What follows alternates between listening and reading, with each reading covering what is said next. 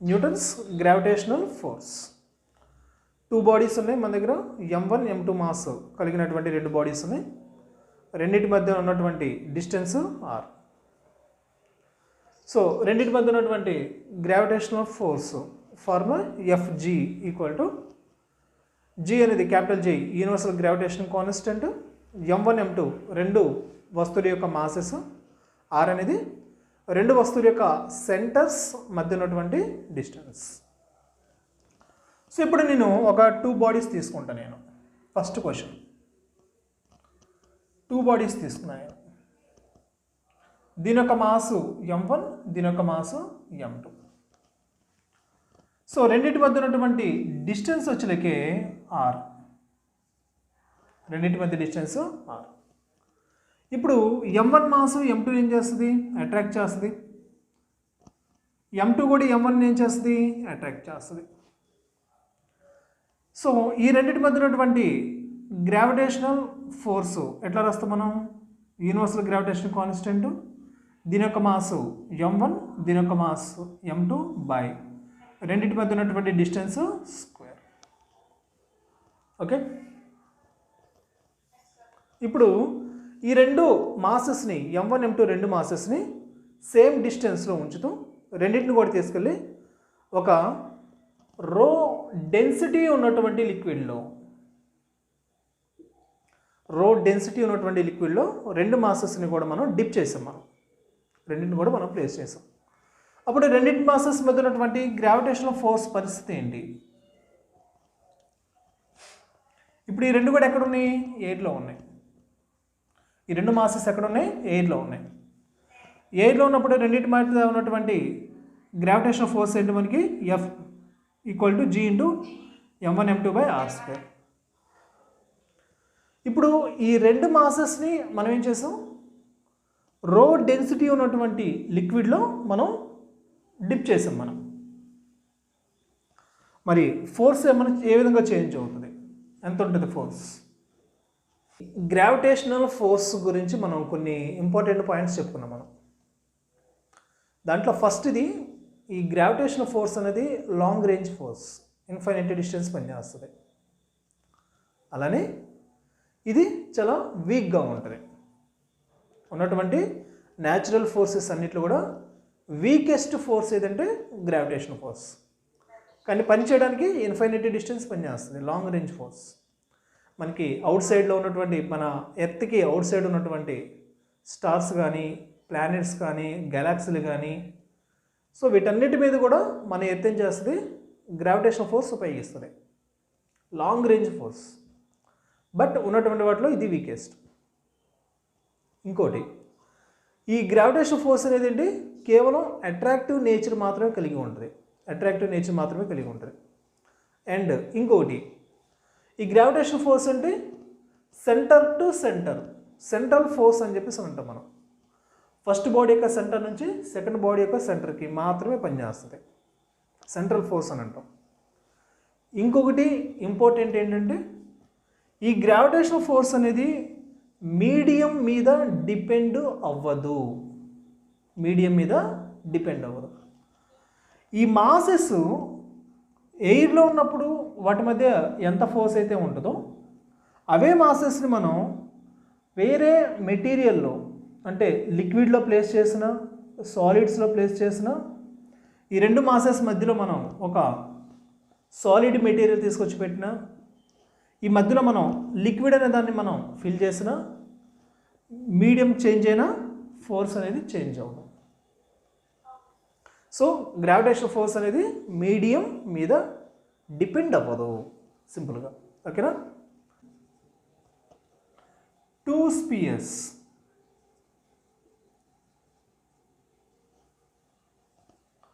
of equal masses are placed in contact. రెండు space ఉన్నాయి, ఆ రెండింటిని కూడా మనం కాంటాక్ట్ చేశారు.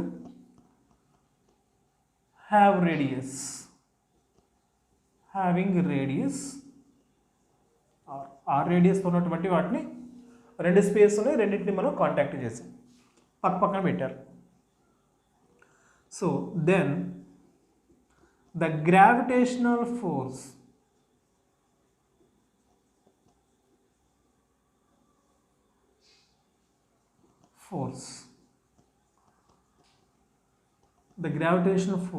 is directly proportional to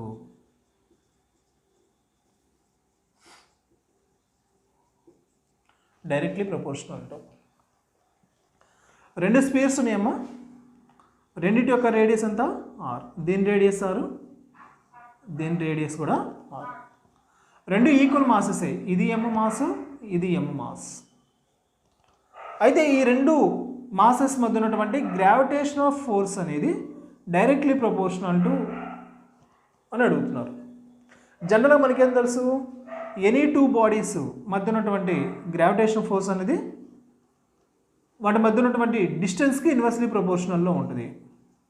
రెండింటి మధ్య ఉన్నటువంటి డిస్టెన్స్కి ఇన్వర్స్లీ ప్రపోర్షనల్లో ఉంటుంది, ఇది మనకు తెలుసు. అండ్ గ్రావిటేషనల్ ఫోర్స్ అనేది directly proportional to product of mass m1 and m2. So దీని మాస్ ఎంఏ, దీని మాస్ ఎంఏ, కాబట్టి ఇక్కడ మనం ఏం రాయొచ్చు, m² రాయొచ్చు. సో రెండు స్పియర్స్ మధ్య ఉన్నటువంటి గ్రావిటేషనల్ ఫోర్స్ అనేది directly proportional to m², inversely proportional to r². అయితే క్వశ్చన్ ఇట్లా సింపుల్గా ఉంటే బాగోదు. దీంట్లో వీడు ఏం చేస్తాడంటే ఆప్షన్స్ మారుస్తాడు. Force is directly proportional to R అంటాడు, force is inversely proportional to R అంటాడు, ఇన్వర్స్లీ ప్రపోర్షనల్ టు 1/r² అంటాడు, force is directly proportional to r⁴ అంటాడు. సో ఆప్షన్స్ ఎట్లా ఇచ్చాడు, మొత్తం కూడా ఫోర్స్ అనేది డైరెక్ట్లీ ప్రపోర్షనల్ టు కానీ ఇన్వర్స్లీ ప్రపోర్షనల్ టు కానీ ఆర్లో ఉంది. అంటే మనకు వచ్చినటువంటి రిజల్ట్లో కేవలం రేడియస్ మాత్రమే ఉండాలి, మాస్ అనేది ఉండకూడదు. ఓకేనా? సో అప్పుడు మనకి ఈ force directly proportional to 1/r² ఏదైతే ఉందో దీన్ని మనం సెలెక్ట్ చేసుకోవడం అనేది రాంగ్ ఆన్సర్ అవుతుంది. సో దీని వరకు చూడు, గ్రావిటేషనల్ ఫోర్స్ అనేది మనం ఎట్లా రాస్తాం, దీని వరకు మనం ఎట్లా రాస్తాం, F = G, దీని మాస్ ఎంత m, దీని మాస్ ఎంత m², బై రెండింటి మధ్య డిస్టెన్స్ ఎంత 2r². ఓకేనా? సో జనరల్గా వచ్చేలాగే gm² బై 2² అంటే 4r², ఇట్లా రాస్తాం మనం, 4r² రాస్తాం మనం. సో ఇక్కడ కూడా మనకి ఏమవుతుంది, ఫోర్స్ అనేది inversely proportional to r², force is inversely proportional to r². కానీ ఇక్కడ మనం ఏం చేస్తున్నాం, ఎందుకు ఇక్కడ మాస్ ఉంది, ఆ మాస్ అనే దాన్ని మనం తీసేయాలి, మాస్ అనేది లేకుండా చేయాలి ఇక్కడ మనం. సో ఎట్లా చేస్తాం మనం, ఇక్కడ మాస్ అనే దాన్ని లేకుండా ఎట్లా చేస్తాం మనం, జనరల్గా మాస్ m = ఎట్లా రాస్తాం మనం, volume into density. For example దీని డెన్సిటీ రో, దీని density rho, two space of equal masses and same equal masses అన్నాం కాబట్టి సేమ్ మెటీరియల్ అనుకో, మెన్షన్ చేస్తారు, అది కూడా మెన్షన్ చేస్తారు, సేమ్ మెటీరియల్. ఓకేనా? రైట్. రెండింటి యొక్క రేడియస్ కూడా సేమేగా, ఈ రెండింటి యొక్క రేడియస్ కూడా సేమేగా. రైట్. సో ఇదంటే స్పియర్ యొక్క వాల్యూమ్ ఎట్లా రాస్తాం మనం, 4/3πr³, డెన్సిటీ వచ్చేలకే రో.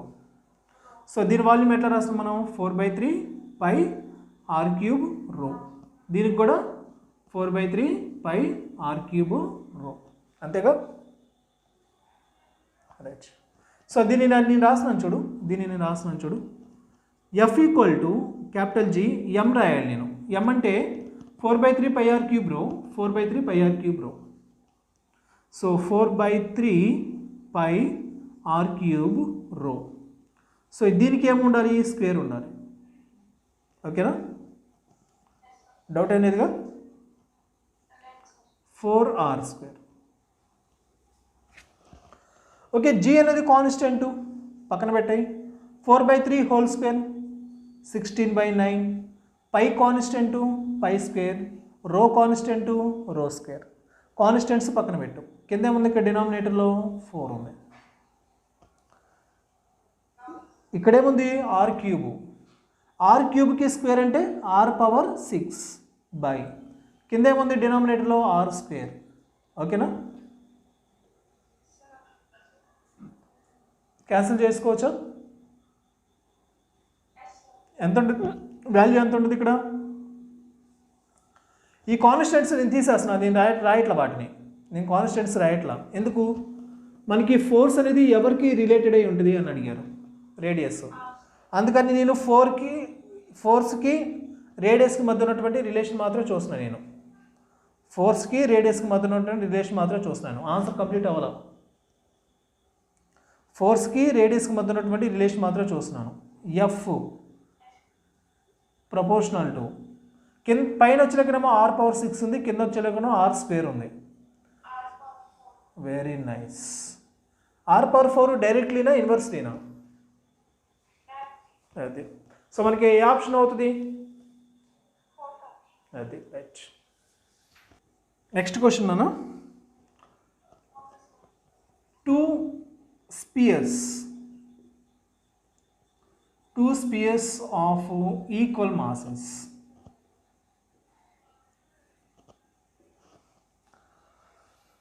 go around a circle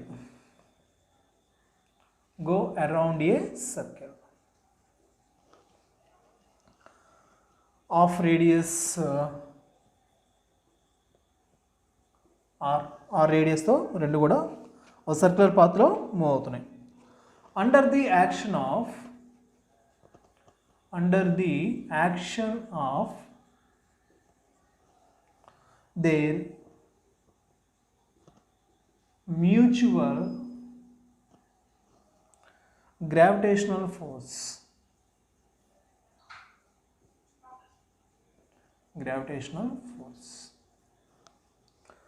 the speed of each particle is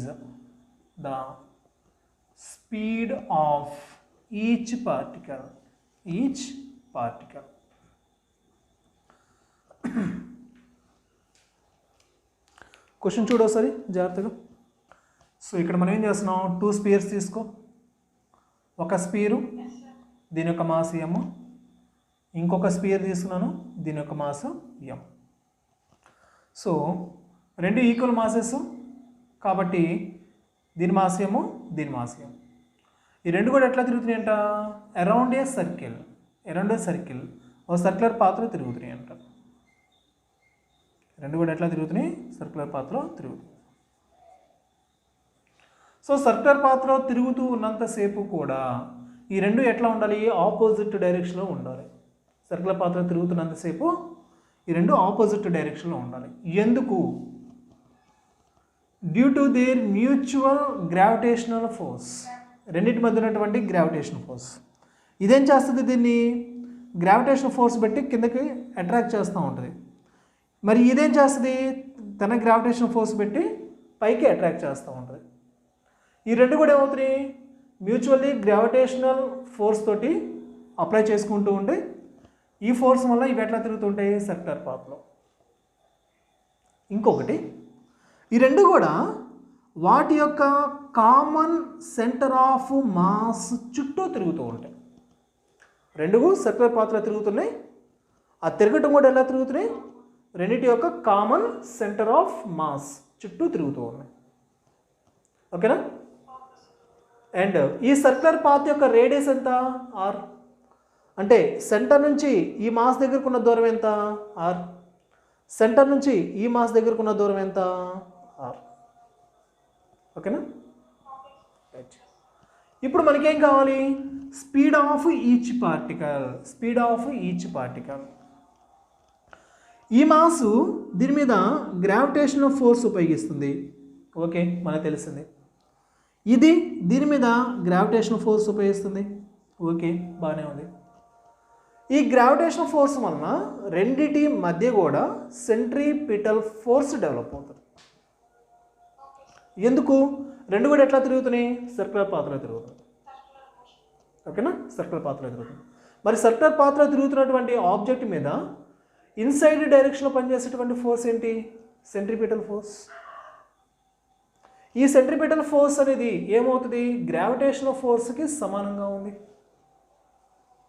ఈ సెంట్రిపిటల్ ఫోర్స్ దేనికి సమానంగా ఉంటుంది, గ్రావిటేషనల్ ఫోర్స్. ఓకే, ఆన్సర్ వచ్చేసింది మనకి. ఈ రెండు ఈక్వేషన్స్ని మనం రాసేసి ఈక్వల్ చేసి గ్రావిటేషనల్ ఫోర్స్ పరిస్థితి ఏంటి మనకి, క్యాపిటల్ G, రెండు మాసెస్ ఏంటి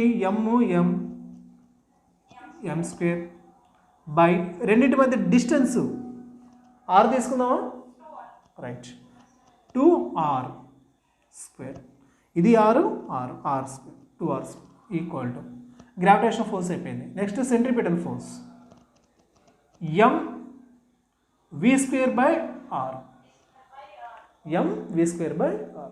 ఓకే, రెండు ఈక్వల్ చేయమా, m ఇక్కడ స్క్వేర్ ఉంది క్యాన్సిల్ చేసుకున్నాం మనం, ఇక్కడ 6, ఓకే రైట్. చూద్దాం ఇక్కడ మనం ఇంకేముంటుంది, v స్క్వేర్ బై r ఉంది, ఇక్కడ ఏముంటుంది gm బై 2 స్క్వేర్ అంటే 4r స్క్వేర్, అంతేనా.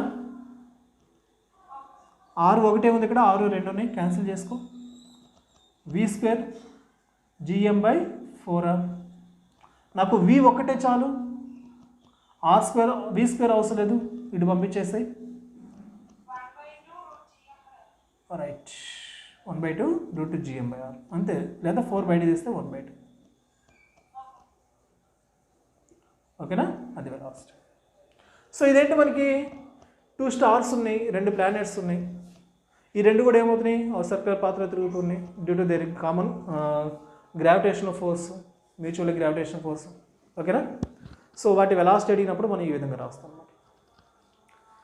నోట్ 2 పాయింట్ మాసెస్ ఉన్నాయి, ఒకటి వచ్చేకనేమో 10 kilograms, ఇంకోటి వచ్చేకనేమో 1000 kilograms.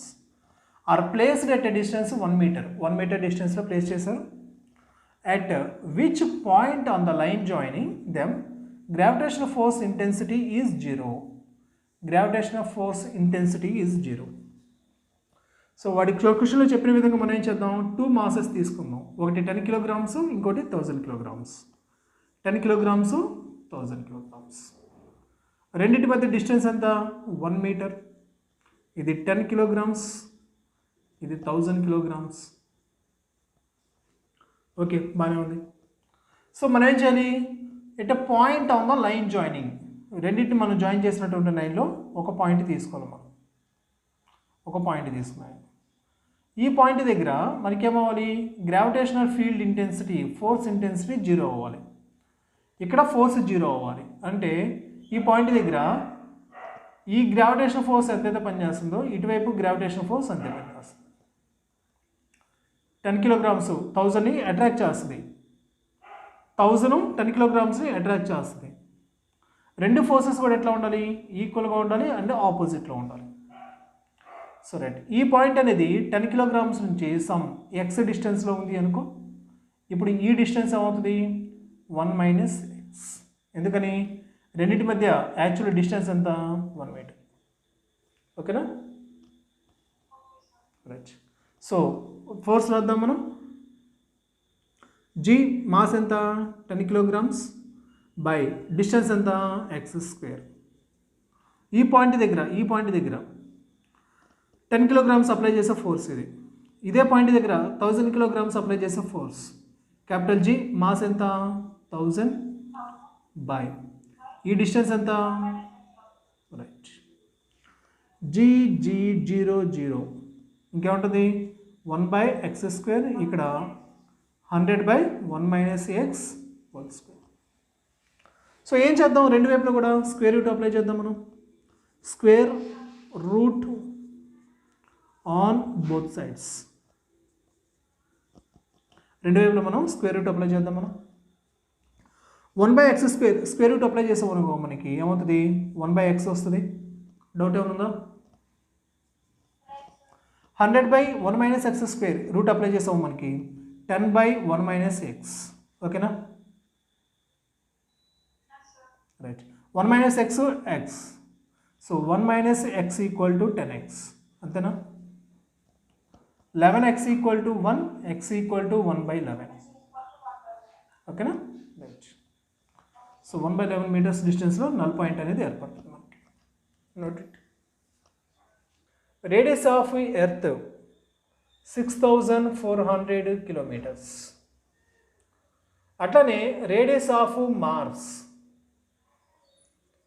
రెండు ప్లానెట్స్, ఒకటేమో ఎర్త్ దాని రేడియస్ 6400, ఇంకటేమో మార్స్ దీని యొక్క రేడియస్ 3200 కిలోమీటర్స్. రెండింటి యొక్క రేడియస్ ఇచ్చారు మనకి. అట్లనే రెండింటి యొక్క masses, mass of Earth equal to 9 times of mass of Mars. Mass of Earth equal to 9 times of mass of Mars. మనలో కనుక్కోమంటున్నారంటే ఒక ఆబ్జెక్ట్ తీసుకున్నారు. ఆబ్జెక్ట్ యొక్క వెయిట్ అనేది ఎర్త్ సర్ఫేస్ మీద 200 న్యూటన్స్ ఉంది. ఒక ఆబ్జెక్ట్ ఉంది, దాని యొక్క వెయిట్ ఎర్త్ సర్ఫేస్ మీద మెజర్ చేసినప్పుడు ఎంత? 200 న్యూటన్స్. అదే ఆబ్జెక్ట్ యొక్క వెయిట్ మార్స్ మీద కనుక్కున్నప్పుడు ఎంత? అదే ఆబ్జెక్ట్ యొక్క వెయిట్ మార్స్ మీద ఎంత ఉంటుంది? సో ఇది క్వశ్చన్లో ఉన్నటువంటి ఇన్ఫర్మేషన్ ఇది. ఆ క్వశ్చన్ రాయాలంటే చాలా ఒక పారాగ్రాఫ్ వస్తుంది. సో డైరెక్ట్గా నేను డీటెయిల్స్ చెప్పాను నీకు. సొల్యూషన్ చూద్దాం. రేడియస్ ఆఫ్ ఎర్త్ నానా 6400 కిలోమీటర్స్, మార్స్ వచ్చేకరేమో 3200 కిలోమీటర్స్. ఎలా weight on Mars by weight on Earth equal to, జనరల్గా వెయిట్ అంటే ఎట్లా రాస్తాం మనం? Mass into acceleration due to gravity, m g రాస్తాం మనం కదా, రైట్. సో ఇది ఎక్కడ? మార్స్ మీద by mass into acceleration due to gravity Anu Earth. ఓకేనా, రైట్. సో ఇప్పుడు నేను దీన్ని ఎట్లా రాస్తున్నాను చూడు. సేమ్ ఆబ్జెక్ట్ కాబట్టి మాస్ అనే దాన్ని క్యాన్సిల్ చేసాం మనం. ఇంక ఇదేముంది ఇక్కడ మనకి? G M, acceleration due to gravity on Mars, acceleration due to gravity Anu Earth. So దీన్ని ఎట్లా రాస్తున్నాను చూడు నేను. Capital G M by radius of Mars by, ఓకేనా, right. Okay, right, radius square. So acceleration due to gravity Anu Earth, capital G mass of Earth by radius of ఎర్త్కి square. ఓకేనా,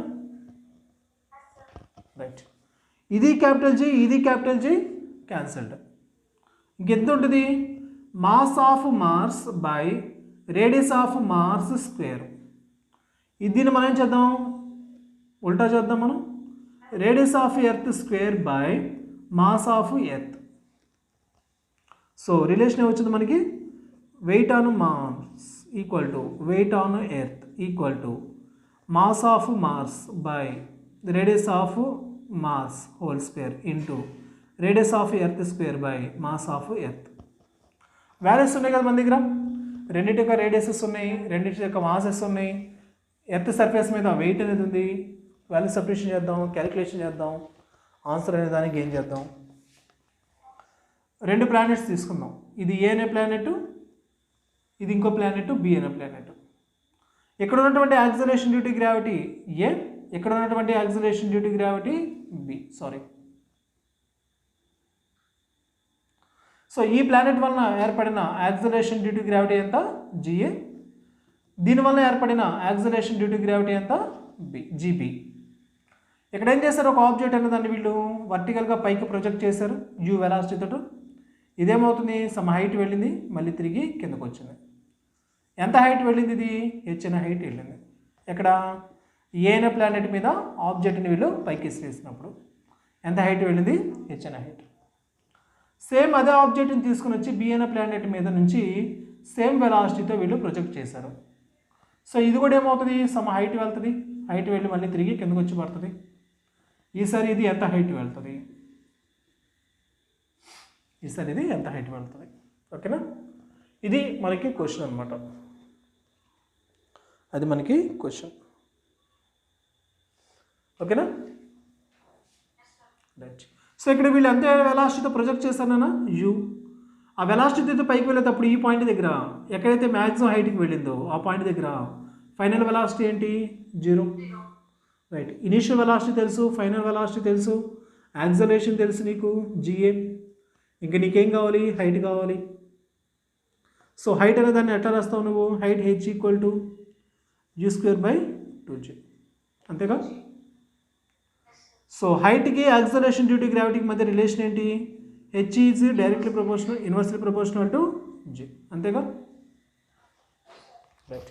so ఈ relation మనం ఉపయోగించుకుందాం. మనం height on planet B by height on planet A equal to inversely proportional height on planet B acceleration due to gravity అను g B, acceleration due to gravity Anu Earth. ఓకేనా? Planet A. So ఇక్కడ మనకు ఒక విషయం తెలియాలి. మనకి ఎంత హైట్కి rise అవుతుంది అని అంటే 2 మీటర్ హైట్కి రైజ్ అయింది ఇది. ఎక్కడ? ఏ అనే ప్లానెట్ మీద. మనకి బి అనే ప్లానెట్ మీద ఎంత హైట్కి రైజ్ అవుతుందో తెలియాలి మనకి. ఇంకొక విషయం, acceleration due to gravity Anu planet A, acceleration due to gravity Anu planet B, ఈ రెండింటి మధ్య ఉన్నటువంటి రిలేషన్ వచ్చే లెక్కే. యాక్సలరేషన్ డ్యూ టు గ్రావిటీ అను A is equal to 9 times of acceleration due to gravity అను బి. ఓకేనా? So acceleration due to gravities మధ్య ఉన్నటువంటి రిలేషన్ కూడా మనకు వచ్చింది. హెచ్బి వాల్యూ మనకు కనుక్కోవాలి. Height on planet B, height on planet A ఎంత? 2. జిఏ గ్రావిటీ ఆన్ ఏ ఎంత మనకి? 9 times of acceleration due to gravity on B. So ఇదంతా జీబీ. జీబీ క్యాన్సిల్ చేసుకో, ఇది పంపించుకో. Height on B equal to 18 metres. ఓకేనా? సేమ్ ఇదే question అన్న. ఈసారి 2 ప్లానెట్స్ తీసుకో, దీని యొక్క density rho,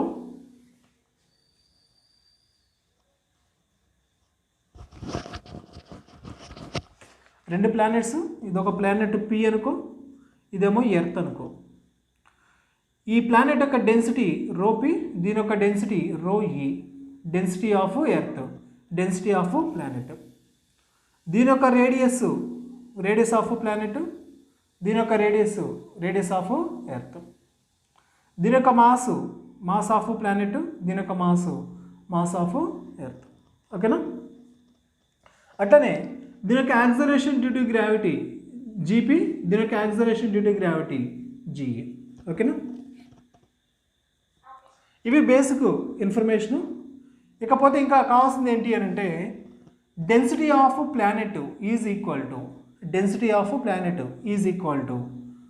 2 times of density of Earth. ఇదొక ఇన్ఫర్మేషన్ ఇచ్చారు. ఓకేనా? అట్లనే gravity on planet is equal to gravity on acceleration due to gravity on Earth. Acceleration due to gravity on planet is equal to acceleration due to gravity on Earth. ఓకేనా?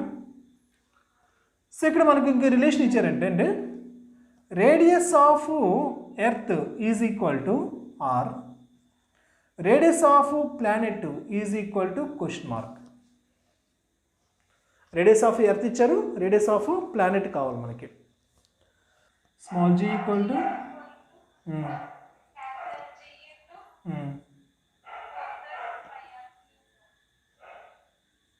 అంతే formula. R cube ఎందుకు వచ్చింది? RA.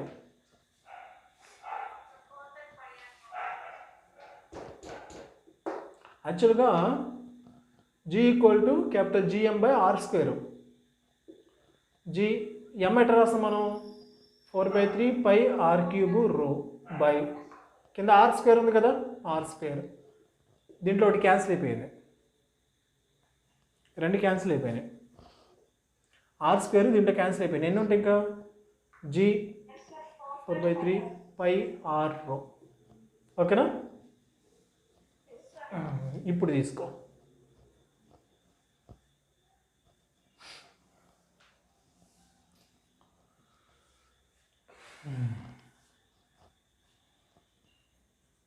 So gravity Anu planet by gravity on acceleration due to gravity on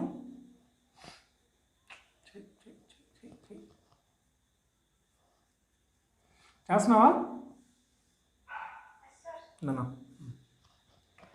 acceleration due to gravity on planet by acceleration due to gravity on earth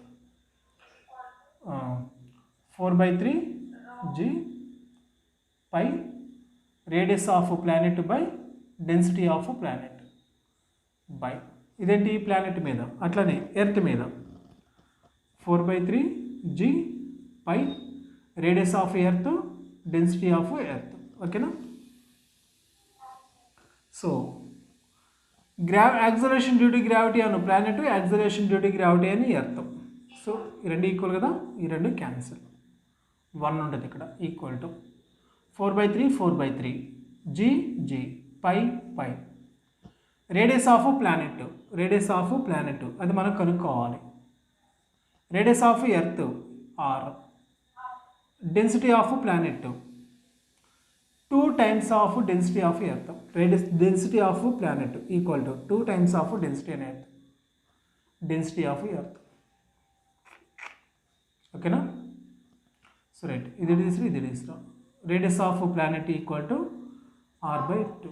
ఇదేగా నీకు వచ్చింది first.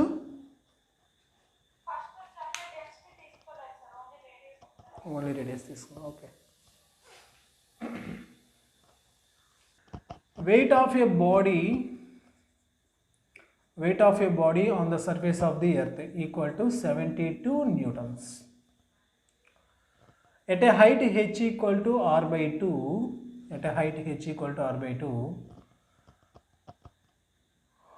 weight అనే దాన్ని కనుక్కోవాలి on surface. ఇది వచ్చేలకేమో at a height h, weight కనుక్కోవాలి మనం. Simple question, easy question.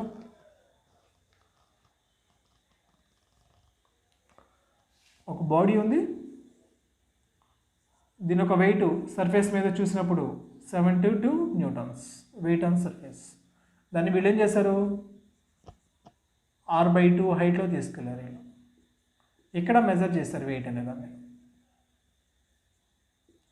So ఈ వెయిట్ ఎంత వస్తుంది? Weight at a height h అన్నాం మనం. సో జనరల్గా వెయిట్ WH ఈక్వల్ టు ఎట్లా రాస్తున్నాం మనం, మాస్ ఇంటూ ఈ పాయింట్ దగ్గర ఉన్నటువంటి యాక్సలరేషన్ డ్యూ టు గ్రావిటీ రాయాలి మనం. Acceleration due to gravity on h. So mass అంతే ఉంచుతున్నాను నేను. GH అనే దాన్ని ఎట్లా రాస్తున్నాను నేను, g/1 + h/r². ఓకేనా? రైట్. m × g, mg దాని weight on the surface of Earth 1/1 + h value ఎంత, r/2 r ఉంది హోల్². ఓకేనా? డౌట్ ఏమైనా ఉందా?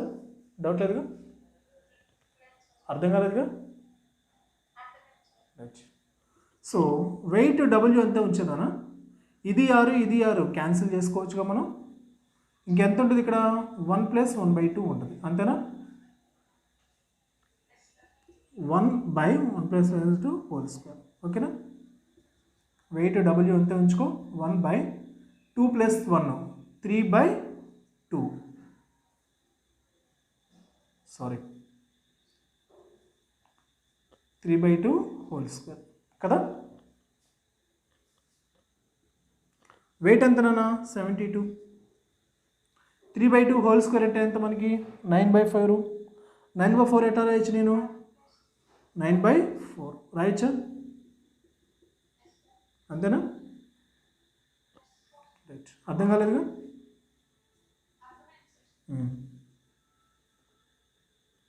9 ఎన్ని టైమ్స్ పోతుంది 72లో?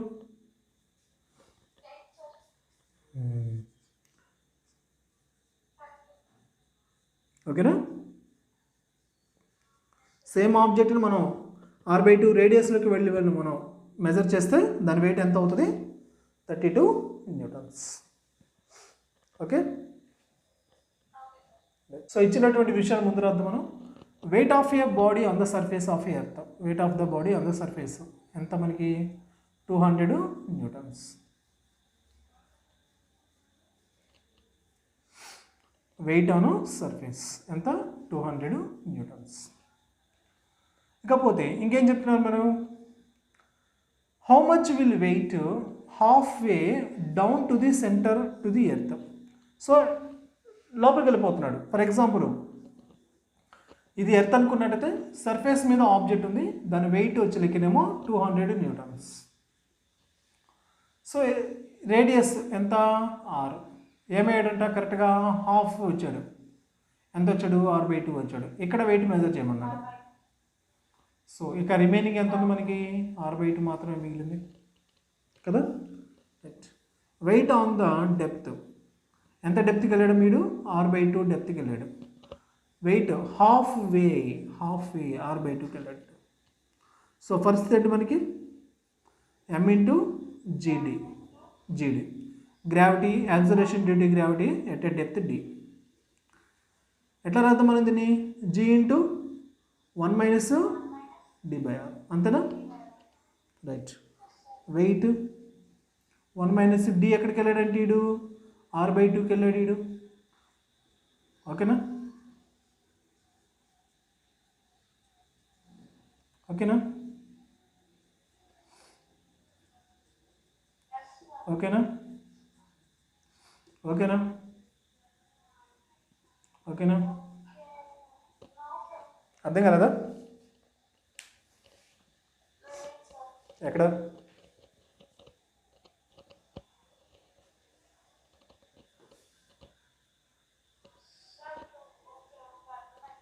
ఓకేనా.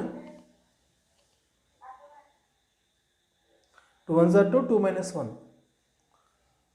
2 - 1/2. 2 - 1 అంటే 1 కదా, 1/2 w/2. వెయిట్ ఎంత ఇచ్చారు మనకి సర్ఫేస్ మీద, 200 ఇచ్చారు/2.